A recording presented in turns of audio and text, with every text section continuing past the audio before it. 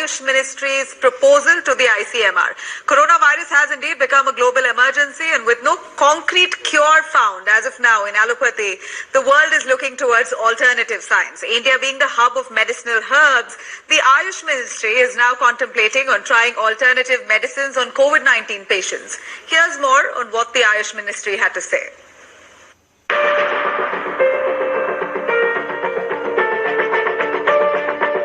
India has thrived in alternative science for generations. Millions believe in the natural form of therapy, which promises to offer painless treatment. While the world scrambles for cure to COVID-19, the Ayush Ministry raises hope within our own. In wake of COVID-19 outbreak, the government has set up a task force for scientific validation of traditional medicinal formulas through India's apex medical research body ICMR.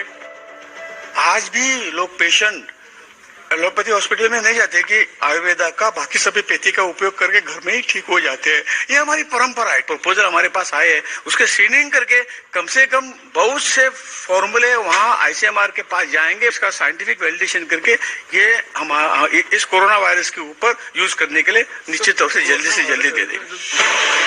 In January itself, the Ayush Ministry had issued an advisory for prevention of COVID-19 using homeopathy and symptomatic management using Unani. Due to criticism, Ayush practitioners were not allowed to conduct trials on COVID patients.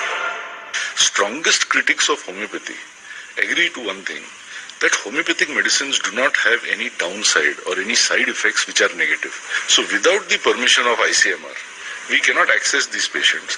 We cannot conduct what is called a double-blind random trial, where half the people are given the homeopathy, half are given nothing. They are given placebo.